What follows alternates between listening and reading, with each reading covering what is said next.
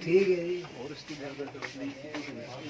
ये तर्जमानी बहुत बड़ी तर्जमानी की थी, लेकिन इसकी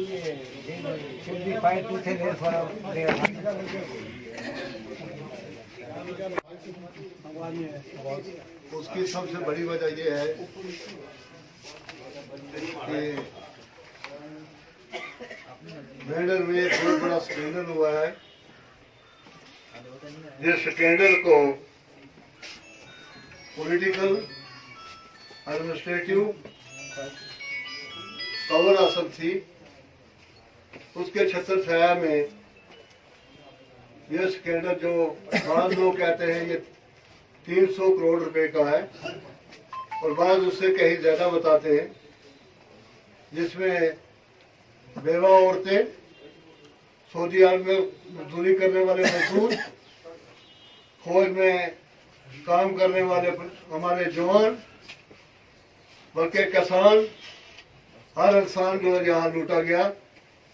यहाँ के शरीफ लोग, यहाँ के कम ज़बान लोग, कम तालीम याफ्ता लोग इनके झांसे में आ गए और इन लोगों ने, चंद लोगों ने मिलकर यहाँ की आवाम को इतना जबरदस्त लूटा कि उनकी सालों की कमाई जो है, मेहनत की, वो कई एक चंद लम्हों के अंदर ही उनको खाली कर दिया गया। ये बात जब हमारे सुनने में आई, यहाँ नहीं सुनने में आई बल्कि सारे जम्मू में भी मशहूर हुई कि चंद बदमाश लोग इकट्ठे होकर मेंढर की आवाम को लूट रहे हैं, तो मुझे बड़ा दुख लगा।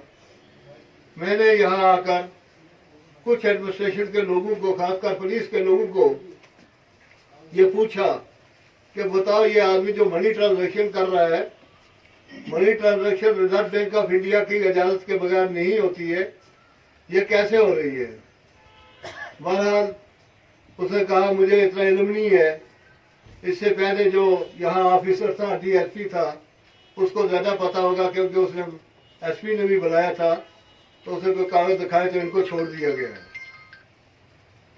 लेकिन उसी स्कैंडल में कहते हैं कि वो एक मुझे कहावत याद आई है कि एक बाबा था किसी मंदिर का, तो मंदिर में डाका पड़ा, मंदिर में दौलत बड़ी होती है, तो उसने जब उसका कोई बस नहीं चला तो उस बाबे ने ये किया कि खुद भी लूटना शुरू कर दिया।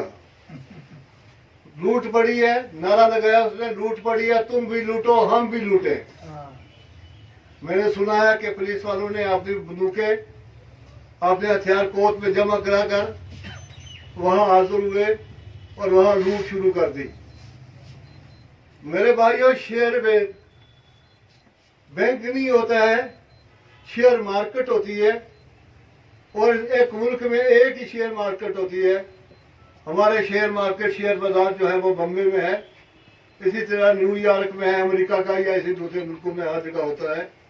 उसमें कंपनियों के, बड़े बड़े कंपनियों के, बैंकों के शेयर बिकते हैं और वो शेयर की नीलामी होती है। वो 100-200 रुपए का शेयर होता है और उतार और चढ़ाव के साथ उसका ताल्लुक होता है।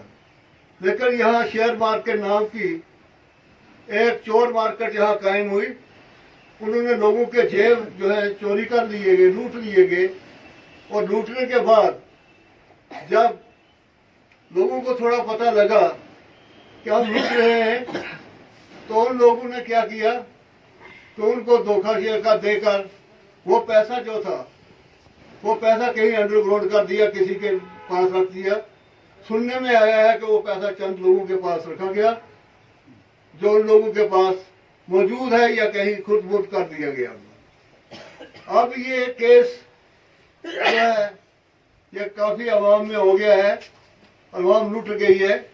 इस केस को जम्मू कश्मीर पुलिस जो है सॉल्व नहीं कर सकती है, क्योंकि मुझे तजर्बा है कि यहाँ इंडोमेंट बैंक का एक केस हुआ था, 7 करोड़ रुपए का केस था उस जमाने में। तो 7 करोड़ रुपए में कहीं जब इसकी इन्वेस्टिगेशन कर रहे थे कि बड़े लेवल पर, तो किसी बड़े अफसर ने 1 करोड़ रुपया ले लिया और केस को खुद कर दिया। हम चाहते हैं इस केस की इन्वेस्टिगेशन जो है गवर्नर महोदय सीबीआई के साथ कराएं और उन तमाम ऑफिसर्स को, उन तमाम लोगों को अरेस्ट किया जाए, गिरफ्तार कर दिया जाए और उनके असासे, इसके पास असासा नहीं होगा मुझे इतना शक है, उनके असासे जो है वो मुनमन करके, जब्त करके, नीलाम करके इन लोगों को पैसा दे दिया जाए। जिन लोगों का पैसा इन्होंने खुद किया है। अगर ये पैसा, ये घोटाला जो है, हिंदुस्तान में दो बड़े घोटाले हुए हैं। एक चिट फंड घोटाला हुआ है जो बंगाल में हुआ है और दूसरा राजस्थान में हुआ है। अगर उसमें सीबीआई इंक्वायरी कर सकती है, डीजी पुलिस को अरेस्ट करने के लिए उसके घर जा सकती है, तो यहाँ पर पुलिस क्यों नहीं करेगी? क्योंकि हम दूसरा अरेस्ट करने वाले लोग हैं, इसलिए हमारे साथ दूसरा सलूक नहीं होना चाहिए। और ये मामला अभी हाई लेवल पर आया नहीं है, क्योंकि मैंने सुना है कि पुलिस के बड़े ऑफिसर कहते हैं कि हमारे पास कोई कंप्लेंट नहीं है, लेकिन हमें जम्मू कश्मीर पुलिस पर अतवार ही नहीं है। सीधी सीधी बात है, क्योंकि हमने देख लिया एक दफा कि हमारा एंडोमेंट का केस जो है वो किस तरह खत्म हुआ था, और ये केस यहाँ नहीं कर सकते हैं।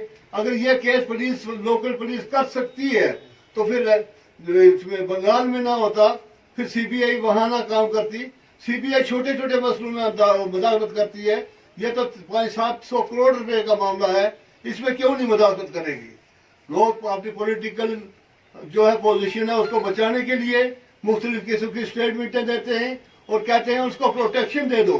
बड़ी अच्छी बात है, उसको वो वीसा लगाकर जेल में बंद कर दो 6-7 महीने के लिए और आराम से वहां रहे। इससे मामला नहीं हल होता है, प्रोटेक्शन से मामला हल नहीं हल होता है। और मुझे ये शक है कि जिन लोगों के पास उसका पैसा है, उस आदमी का, उन लोगों का जो आगे कलेक्टर थे, एग्जीक्यूटिव डायरेक्टर थे जिनके, उन लोग, शायद वही लोग उसको न मरवा दें ताकि वो कल शहादत न दे सके, हमारे खिलाफ न दे सके।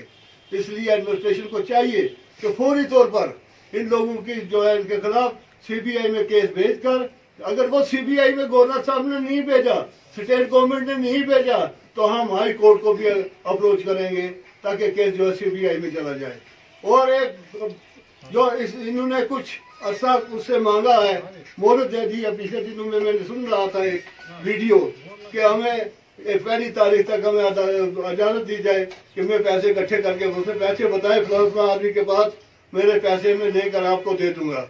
हम उसको मोहलत देते हैं उस तारीख 1 तारीख को मैं आवाम से अपील करता हूँ, सारे मेंढर के लोगों से, जिन्होंने पैसे लगाए हैं, जिन्होंने पैसे लूटे गए हैं जो लोग, और जो उनके हमदर्द लोग हैं, जो मेंढर के लोग हैं, जो आवाम है, वो बाजार में निकले। मैं भी आ जाऊंगा साथ, हम यहाँ धरना देंगे और बहुत बड़ा जमेगा, फिर यहाँ इकट्ठा करेंगे 1 तारीख को। ये याद रखिए 1 तारीख को, जैसा कि उसने माना हुआ है 1 तारीख को, क्योंकि मुझे परसों किसी ने कहा कि 1 तारीख तक हम कुछ नहीं करेंगे, 1 तारीख तक उसे माना है। लेकिन वो आपके हाथ नहीं आने वाला, वो आप आएगा ही नहीं हाथ आने वाला, वो यहाँ से निकल कर भाग जाएगा किसी दूसरे मुल्क में। मैंने उस वक्त भी कहा था इन लोगों को, ये पैसा जो है कहाँ से आया, कहाँ जा रहा है? क्या ये पैसा पाकिस्तान से आया, मिलिटेंसी के लिए जा रहा है? क्या ये पैसा जो है वो किस मुल्क का है और इसकी डिपॉजिट कहाँ होती है? अगर एक आदमी दिन को 10 करोड़ या 20 करोड़ रुपया इकट्ठा करता है तो किस बैंक में वो पैसा जाता है? बैंकों से तो विड्रॉ हो गया, पैसा चला गया, बैंक में कहाँ जाता है, किस जगह डिपॉजिट होता है? कोई तरीका होता है डिपॉजिट होने का, कोई पता नहीं कहाँ डिपॉजिट होता है, कहाँ वो पैसा जाता है, किधर निकल रहा है पैसा। इसलिए मैं ये आपसे निवेदन करता हूँ, आप सब लोगों से रिक्वेस्ट करता हूँ, जो जितने यहाँ लोग आए हैं, मैंने किसी को खास इत्तला नहीं दी है, लेकिन फिर भी ये देखिए कितने लोग इकट्ठे हो गए यहाँ, ये दुखी लोग। ये मेरी बहन भी यहाँ आई है और भी बहुत सारी बहनें, कहते हैं 6-7 हज़ार तो बहनें हैं यहाँ पर जो लुट गई है। तो इस तरह आवाम को बचाना है तो हम सब इकट्ठे होकर एक आवाज देंगे। अब हम किसी का लिहाज नहीं करेंगे, कोई भी हो, एनीबॉडी ही में भी, कैसा भी हो, कितना भी बड़ा हो, उसको नहीं हम छोड़ेंगे जब तक कि ये हमारा पैसा हमें मिलेगा नहीं।